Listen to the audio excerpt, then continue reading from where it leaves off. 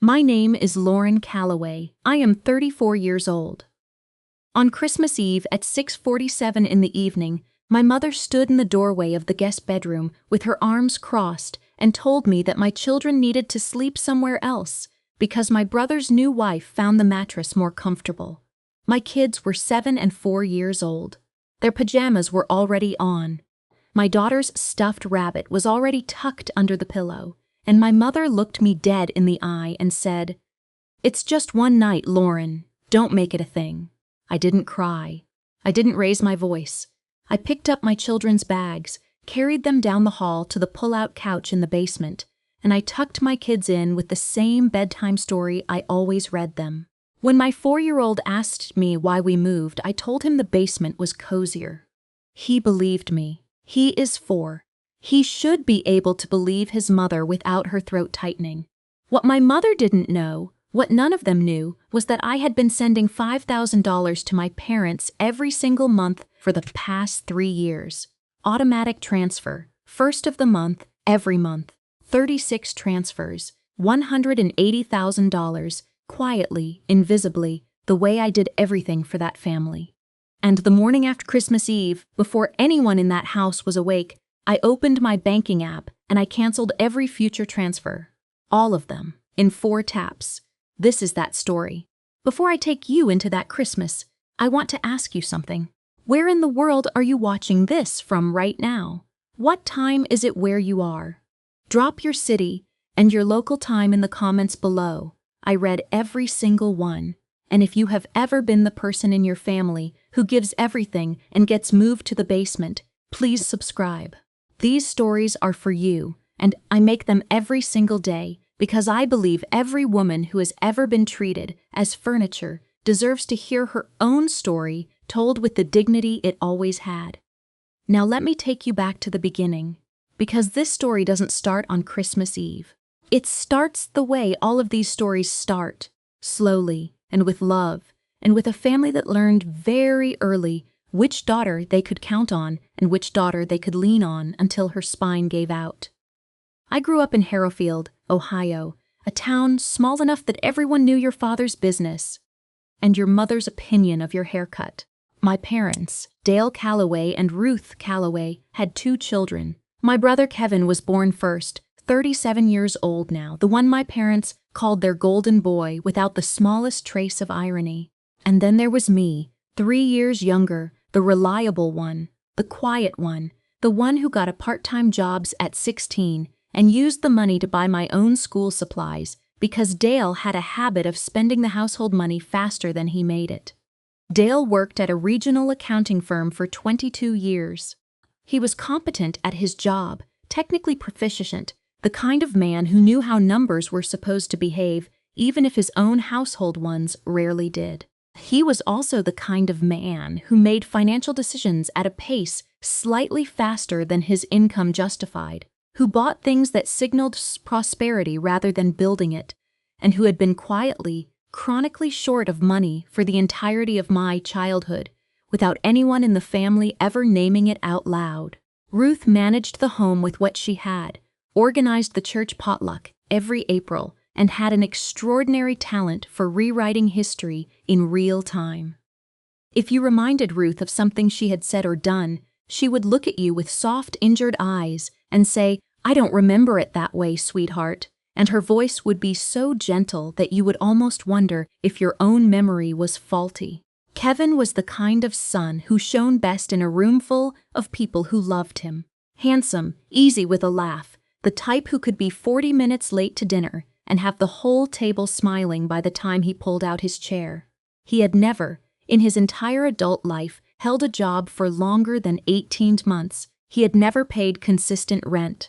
He had bounced between cities, Columbus, then Nashville, then back to Harrowfield. Each time with a new plan and a borrowed optimism that he wore like a jacket he'd never actually purchased.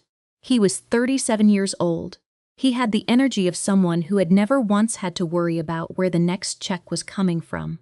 Because Dale and Ruth made sure he never had to. I watched it for years. The $200 slipped to Kevin at Sunday dinner when he was between things. The car insurance Dale quietly kept paying on Kevin's behalf, long after Kevin was supposed to be handling his own. The winter Ruth told me she couldn't help with groceries that month because they were tight, and then 2 weeks later Kevin showed up at Thanksgiving in a new leather jacket she had bought him because he seemed down. I remember the specific afternoon when I understood, for the first time, the difference between how my parents saw Kevin and how they saw me. I was 21. I had just finished my junior year with a 3.8 GPA, working 2 part-time jobs simultaneously, and I called home to tell my parents I had been offered a paid internship at a financial firm in Columbus. My mother said, "That's great, sweetie," and then, within 60 seconds, pivoted to asking if I thought Kevin, who had just dropped out of his 3rd community college course, might be interested in taking some online classes. She had found a program, she said, and she wanted my opinion on whether it might suit him. I sat on my dorm room bed for a moment after I hung up and tried to locate the feeling that was settling in my chest. It wasn't hurt exactly, it was recognition, the kind that arrives quietly and refuses to leave. There was the year Kevin decided he wanted to open a craft brewery in Columbus. He spent 4 months describing this plan in detail, the location he had in mind, the brewing equipment, the name he had picked, the logo he was going to commission. He talked about it at every family dinner from February through May. Ruth listened to every word with the focused attention of a woman at a symphony. Dale nodded and asked questions. At Easter, my father pulled me aside in the kitchen and asked if I thought Kevin's business plan seemed solid, and I said, carefully, that I hadn't seen a business plan, and Dale said, "He's really passionate about it. That counts for a lot." The brewery never happened. By June, Kevin had moved on to something else entirely. Nobody mentioned it again, and if you brought it up to Ruth even now, I suspect she would say she didn't remember it that way. My response to all of this, for the better part of a decade, was to say nothing and give more. That is what I was trained to do. I was the strong one. I was the one who had it together. I had a good job. I am a financial analyst at a mid-size investment firm in Columbus, a job I have held for 9 years, a job I got by myself, trained for by myself, and have kept by outworking almost everyone around me. I have 2 children, Cora, who is 7, and Eli, who is 4, and I have been raising them largely alone since their father and I divorced 3 years ago. David and I ended things without cruelty, but also without a financial cushion. And the first year after the divorce was the kind of year you do not describe to people who ask, because describing it accurately makes them uncomfortable.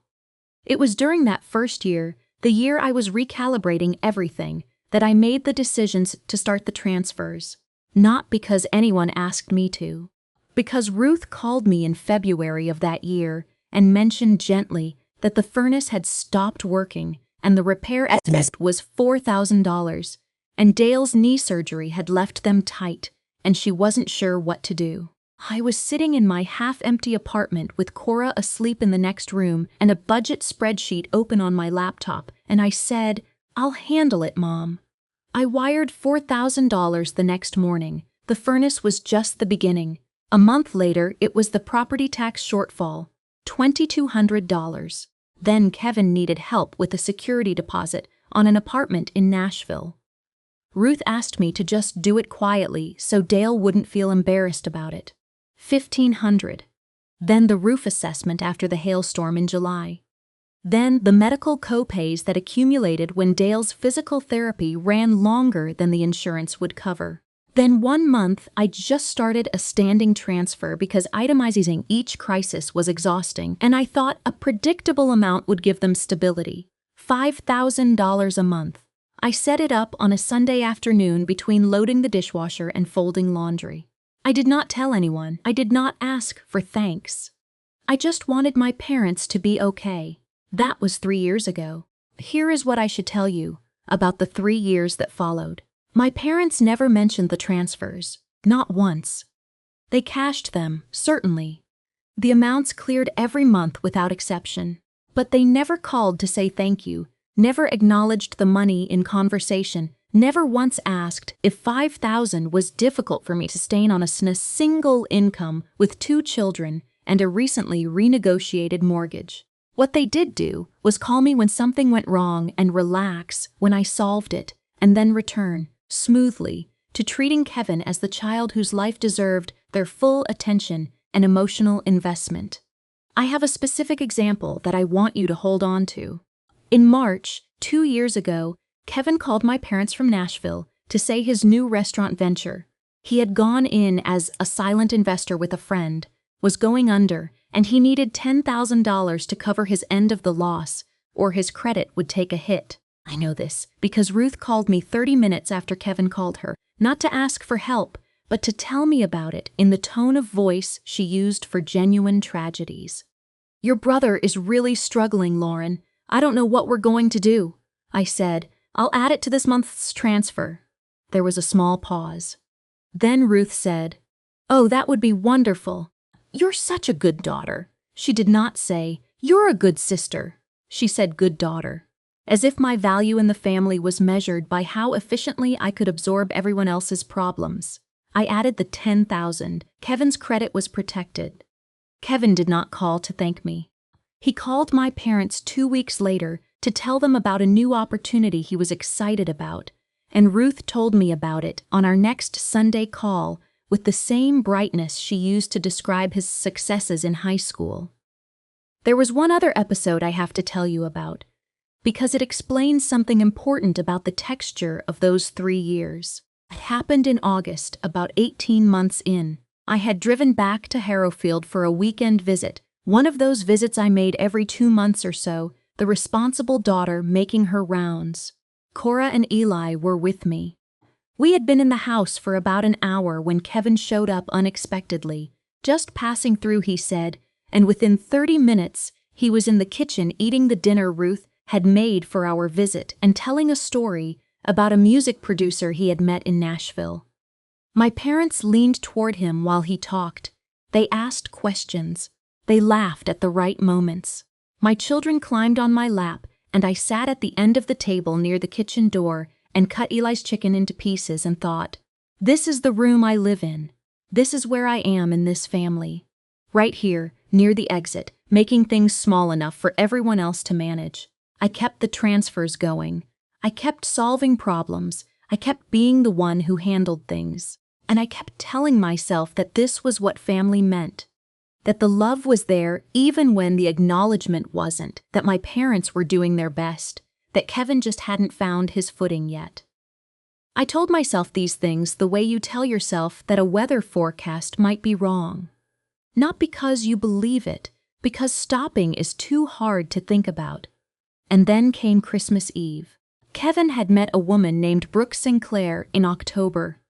2 months before Christmas, 2 months total of knowing each other, and had married her in a courthouse ceremony in November without telling anyone until after. My parents found out via a group text that included a photo of Kevin and Brooke outside the courthouse. Kevin grinning, Brooke looking like she had won something. Ruth's response was a string of heart emojis and a voice message I could hear from across the room when Ruth played it back for me on the phone, weeping with joy. I said, "That's very sudden." Ruth said, "When you know, Lauren." I said, "Sure."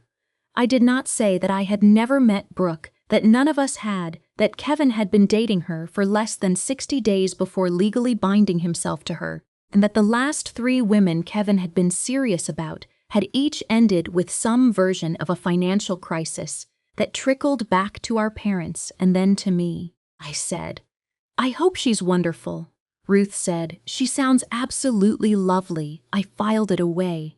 Christmas was at my parents' house in Harrowfield. The plan was that I would drive the 2 hours with Cora and Eli on the 23rd, stay through the 26th, and Kevin and Brooke would arrive on the 24th.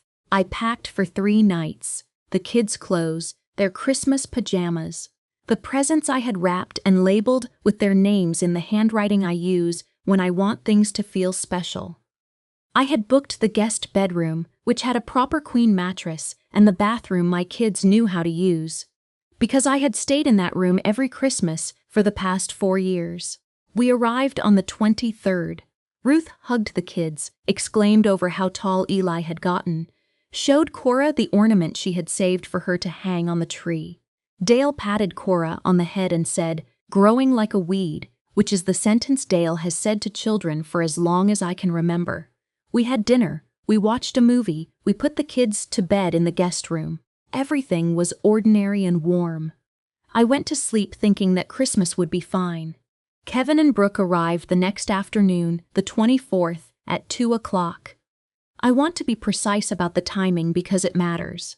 2 o'clock in the afternoon on Christmas Eve, and within 45 minutes of walking through the door, Brooke had toured the house, identified the guest bedroom as preferable to the master's sitting room where Kevin had apparently been planning to sleep, and told Kevin that the guest mattress was better for her back. Kevin told Ruth. Ruth told Dale, and at 6:47 in the evening, Ruth came to the guest room where I was helping Eli into his Christmas pajamas, the green ones with the little reindeer, and told me that she needed the room for Kevin and Brooke. "Brooke has a back thing," Ruth said, as if that were a complete explanation. "And they're newlyweds. I just think it's nicer for them to have the proper room." I looked at my daughter's stuffed rabbit under the pillow. I looked at Eli's socks on the floor. "Mom, the kids are already in their pajamas. The pull-out in the basement is perfectly comfortable. I use it when Aunt Diane visits." I looked at her for a moment. "I use it when Aunt Diane visits" meant it is good enough for Diane and therefore good enough for your children. Aunt Diane was Ruth's sister who drove Ruth to her doctor's appointments and brought casseroles when Dale was sick, and had been for 30 years the person Ruth called when she needed something practical and unglamorous handled. I recognized the category. I was in it. "Okay," I said. I picked up the bags. I told the kids we were moving to the adventure room downstairs. I did not slam a door. I did not say a single word to Kevin, who was standing in the hallway watching me carry my children's things past him with the particular expression of a man who expects inconvenience to be absorbed by someone else and is relieved when it is. Brooke didn't come out of the guest room at all. I tucked Cora and Eli into the pull-out couch. I read them the story. I sat in the dark for a long time after they fell asleep, listening to the sounds of the house settling and the low hum of voices upstairs, Kevin's laugh, Brooke's lighter one, Ruth saying something that made them both laugh again. My children were asleep 6 feet away from the furnace I paid $4,000 to replace. In the house my monthly transfers kept afloat, in the basement. I opened my banking app. I did not feel angry in the way people expect. I felt very clear, like a room where someone has just turned on all the lights at once, and you can finally see where everything actually is. I looked at the scheduled transfer for January 1st, $5,000. I looked at the one for February and March, row after row of $5,000 entries stretching forward into a future I was no longer willing to fund. I canceled every single one, 4 taps. Less time than it took Ruth to explain that Brooke had a back thing. I did not sleep much that night.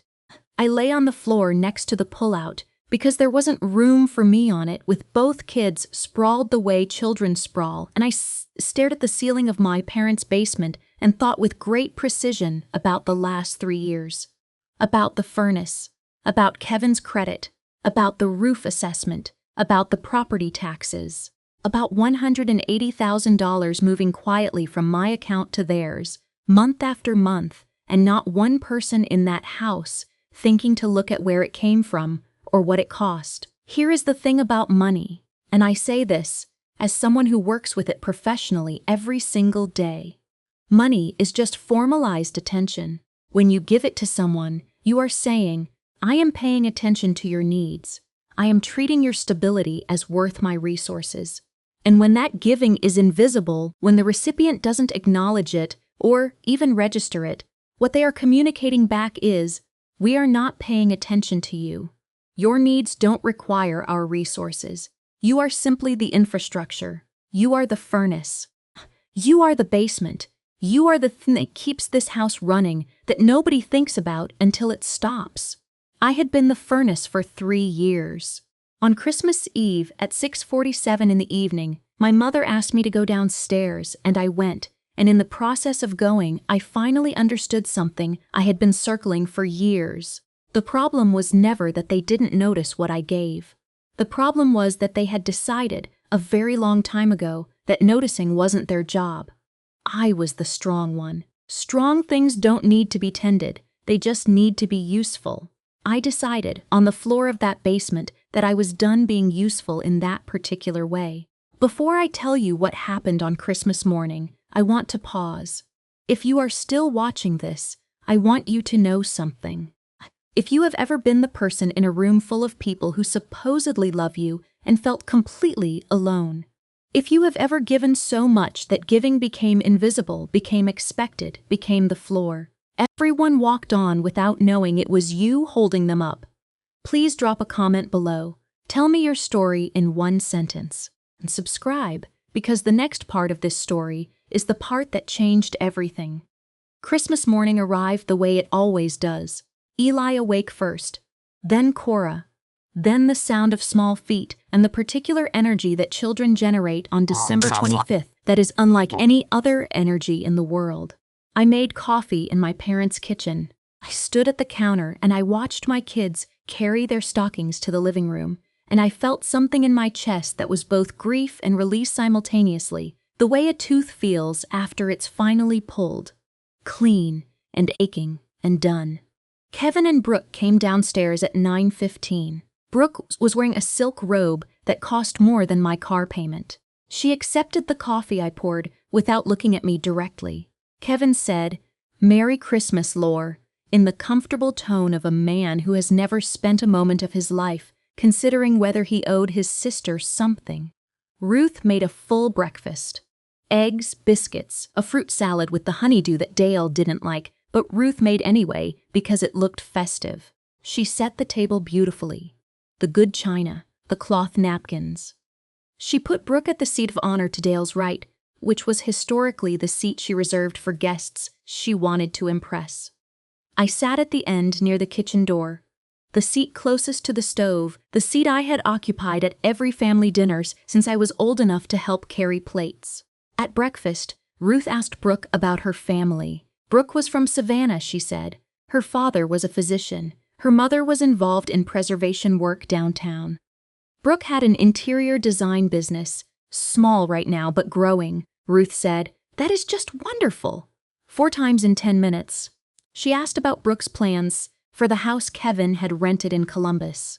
She asked whether they had thought about children. She asked whether Brooke had any food sensitivities she should know about for next Christmas. She did not ask me a single question. I had driven 2 hours. I had brought presents for everyone, including a cashmere scarf for Brooke that I had ordered 3 weeks earlier before I knew what Christmas Eve would feel like. I sat at the end of the table near the stove, and I cut Eli's biscuit into fourths, and I listened to my mother interview my brother's new wife with the focused energy she had never once directed at me. After breakfast, we opened gifts. Ruth had given Kevin and Brooke a set of monogrammed towels, a wedding gift, technically. But she presented them at Christmas with a little speech about welcoming Brooke to the family. She gave Cora a sweater that was 2 sizes too large, and Eli a book he would not be ready to read for 3 years. She gave me a gift card to a department store in the amount of $50. I recognized the card. It was the kind that came in a pack, the kind you bought when you needed to give several quickly and didn't want to think too hard about any of them. I thanked her. I meant it, technically. I put the card in my coat pocket.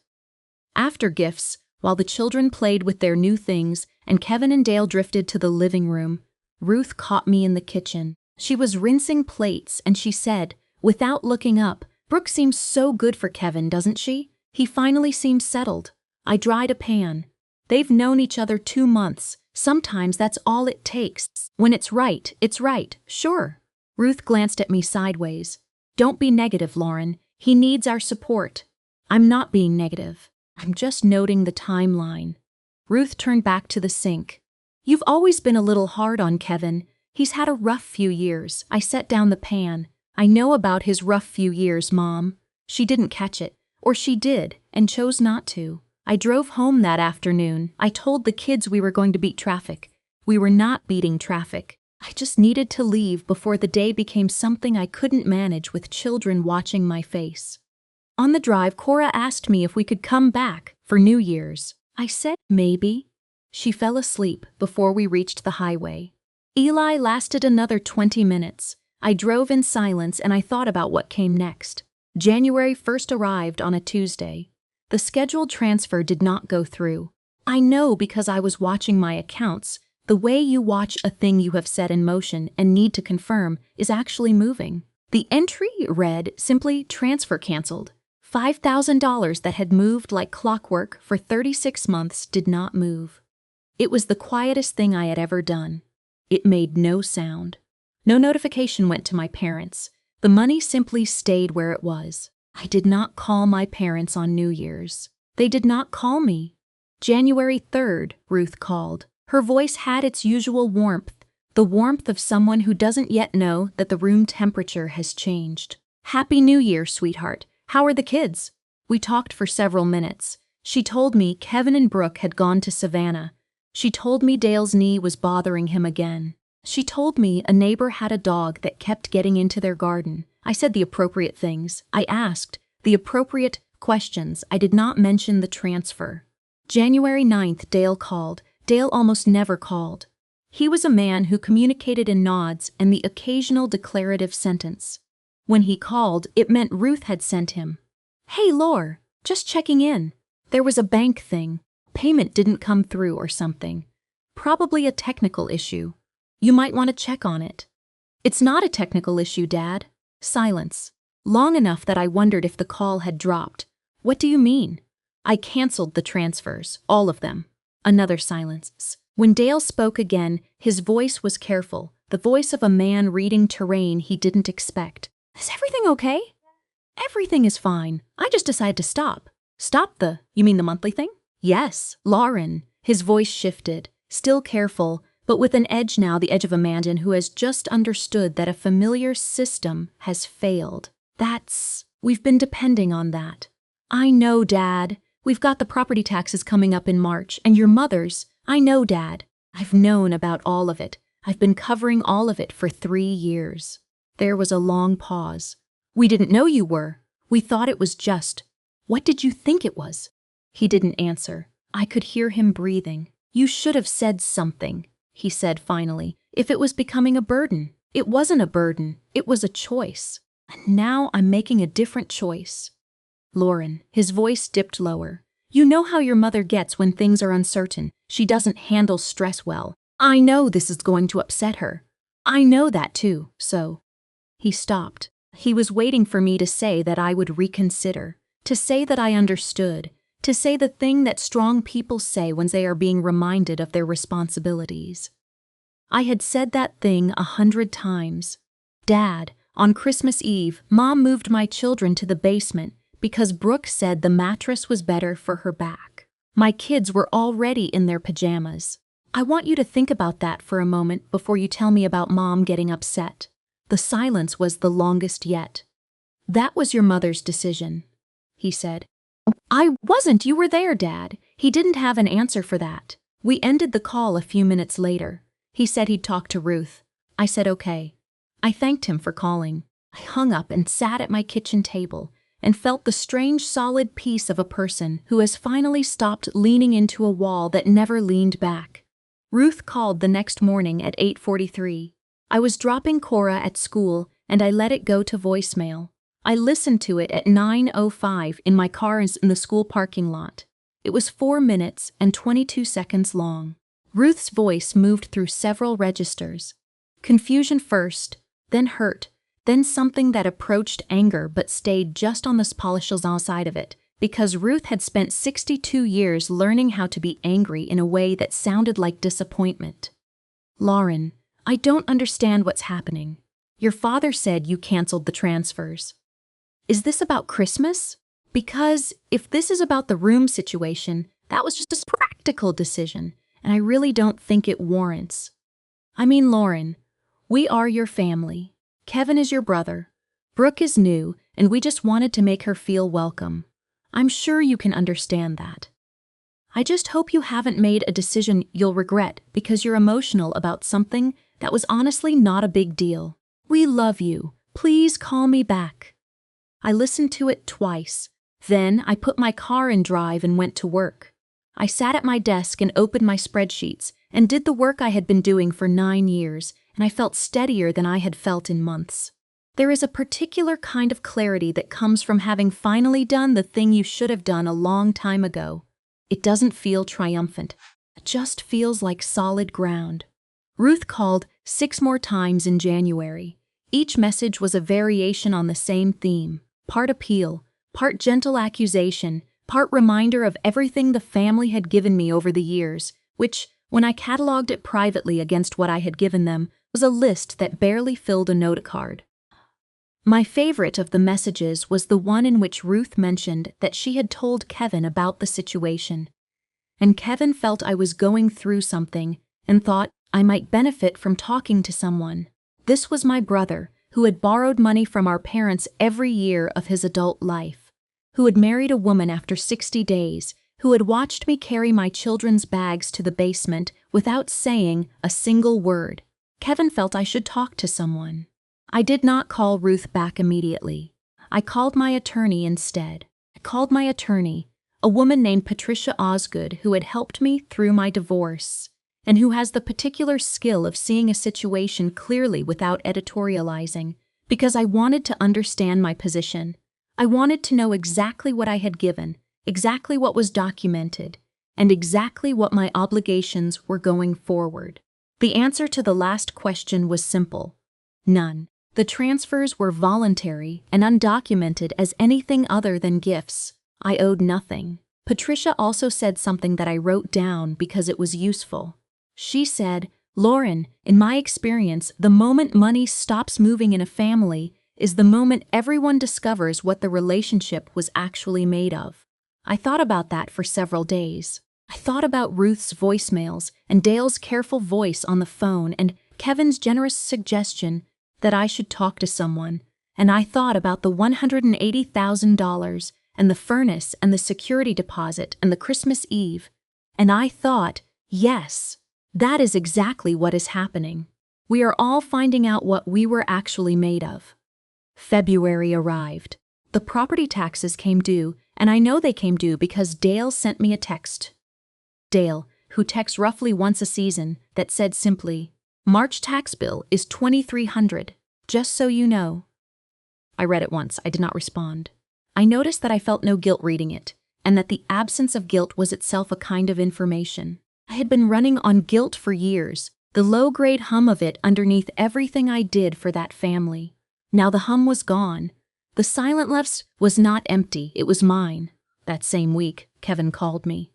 He called from a number I didn't recognize, which I suspect was intentional.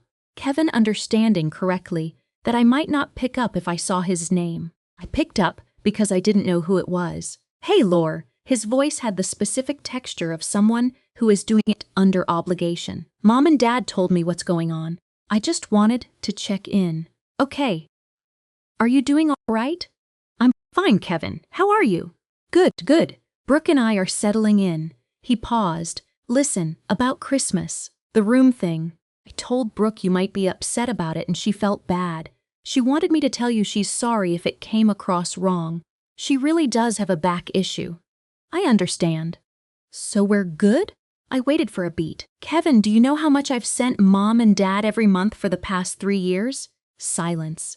I mean, I knew there was some, $5,000 a month, for 3 years, including the $10,000 I added when your restaurant situation went under in Nashville. The silence had a different quality now. "Lauren, I'm not telling you this to make you feel bad. I'm telling you because I want you to understand what the Christmas Eve situation meant to me. Not the room. The room was just a room. It was what the room represented." What did it represent? I thought about how to answer that. It represented the fact that in this family, I am the basement. I am where things go when they need to be stored and maintained and not seen. Kevin didn't say anything for a long time. When he spoke, his voice was quieter than I expected. "I didn't know it was that much." "I know you didn't. Nobody knew because I didn't tell anyone." That's sort of the point. What do you want me to do? I considered. Nothing, Kevin. I just wanted you to know what the actual numbers were. You can do whatever you want with that information. He said he would call me again soon. He has not called since. Ruth came to Columbus in late February.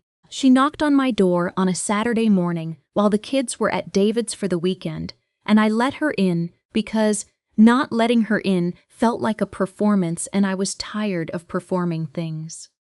She sat at my kitchen table. She looked smaller than I remembered, or maybe I was just seeing her differently now that I had stopped arranging my vision around her comfort. She had brought a coffee cake from the bakery on 5th Street, the one she always brought when she wanted a visit to go well. I made coffee. I put the cake on a plate. We sat across from each other, and for a moment neither of us said anything. Then Ruth said, "I missed you at Christmas." I let that land. "I was there, Mom. You left early." "Yes." Was it because of the room? I looked at my coffee. It was because of what the room told me about my place in this family. Ruth's hands wrapped around her mug. "I don't think that's fair. We've always valued you." "I know you believe that." "We have. Lauren, you're the one we could always count on." "That's a compliment. That's the highest thing you can say about a person." I looked up at her. "It's only a compliment if it goes both ways, Mom." She didn't answer right away. Then she said, "The taxes are going to be difficult, and your mother's knee might need a second surgery. I'm not asking you to start again. I just want you to know the situation." "I know the situation. I've known the situation for 3 years." "So you understand why I understand the numbers, Mom. I always understand the numbers. What I don't understand is why the numbers were invisible when they were going one direction and suddenly very visible now that they've stopped." She looked at her coffee cake. She had not taken a bite. "I didn't know it was that much," she said. $5,000 a month, $180,000 over 3 years. She looked up. "Lauren." "Yes, I didn't know. I know you didn't, but you also didn't ask. That was the sentence that mattered most. You also didn't ask." The money moved, and nobody asked because asking would mean acknowledging that it was moving, which would mean acknowledging that it was needed, which would mean acknowledging that I was the one providing it, which would upset the story they had been telling themselves. The story where Kevin was the one figuring things out, and I was the one who was fine, who had always been fine, who was so strong and capable that she didn't require the kind of sustained attention that was lavished on everyone else. Ruth and I sat together for a long time that morning. She cried at one point, not performatively, real crying, the small, helpless kind that people do when the story they have believed about themselves is no longer available. I put my hand on hers. I did not promise anything, but I also did not leave the room. That, I think, was the most important thing I did that day. I stayed. I just stayed differently than I had before. Not as the infrastructure, not as the solution, but as myself, a daughter who was willing to be in the room if the room could finally hold her honestly. Over the weeks that followed, something shifted in small increments between my mother and me. She began calling with slightly less agenda. She asked once, in late March, how the kids were settling into their new school year, and she asked it with what seemed like genuine curiosity rather than the sociable performance of interest. She asked once how I was managing the workload at my job. She has not mentioned the transfers again, not once since that kitchen table conversation. I take that as a form of acknowledgement that I did not expect and am learning to receive. It is a beginning, not reconciliation, that takes longer and requires consistency over time, and I am watching for it without holding my breath. But it is a beginning, and I know the difference now between a beginning that is genuine and a beginning that is tactical, because I have spent years absorbing the tactical ones and calling them love. What I am watching for now is the kind that does not need anything from me in return. My father surprised me. In April, Dale called me on a Sunday. Not because Ruth sent him, just because he called. He said he had been thinking about what I told him on the phone back in January. He said, "You were right that I was there. I didn't do anything about it, and I should have." Those were his exact words. I wrote them down after the call. He didn't say more than that. He is not a man of elaboration. But he said it, and I sat with it for several days, turning it over the way you turn over a small stone and find it heavier than you expected.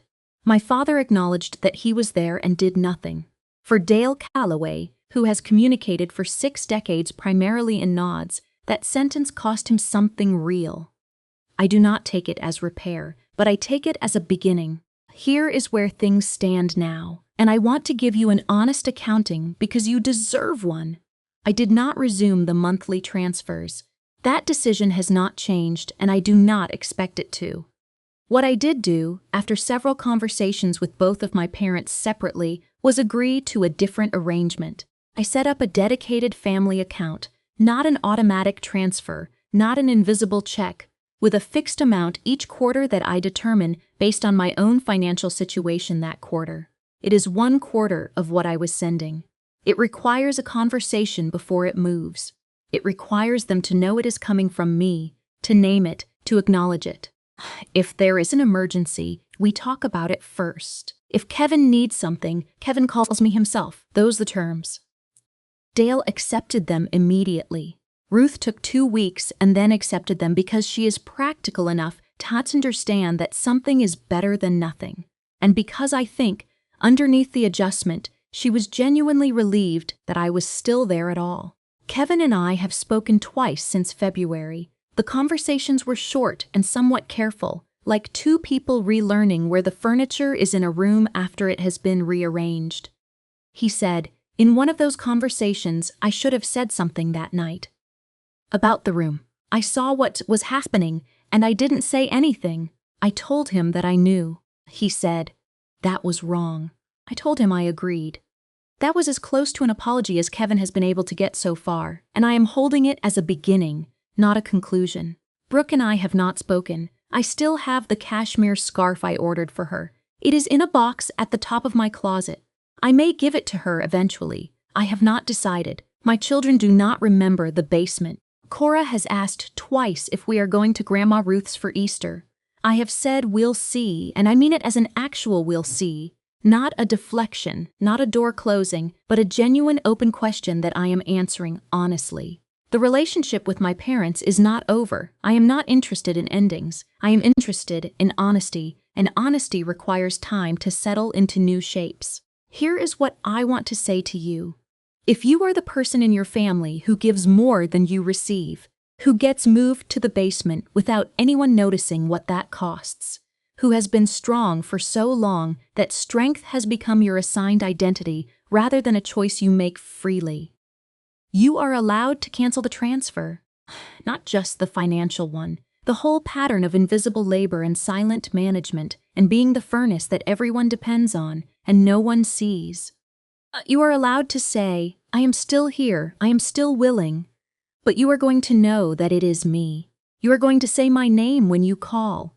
You are going to ask how I am before you tell me what you need. You are going to see me.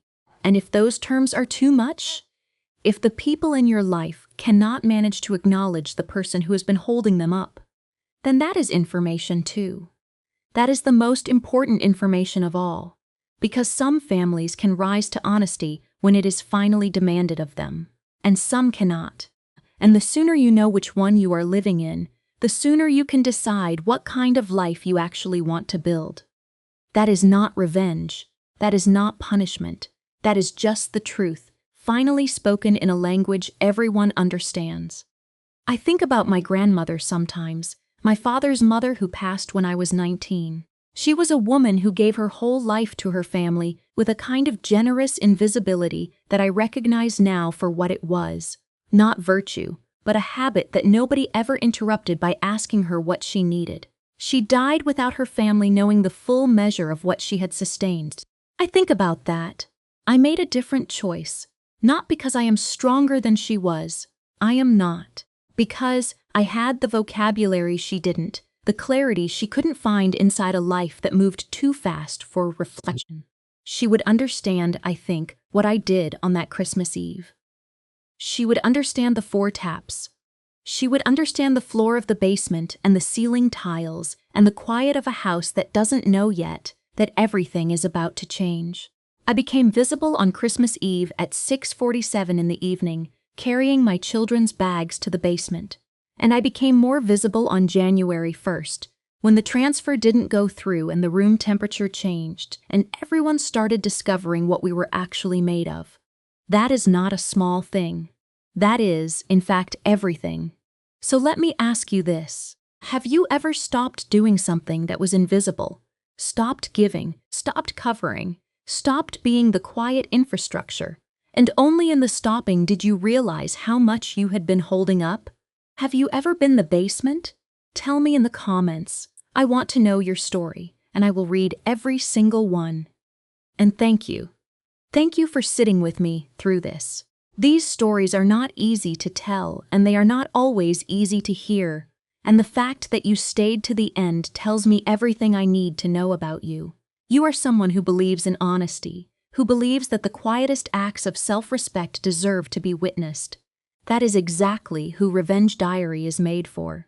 New episodes every single day. If you found something of yourself in Lauren's story today, hit subscribe so you never miss what comes next. Every day there is a woman who found her voice in the most unexpected way, and her story is waiting for you. I will see you tomorrow.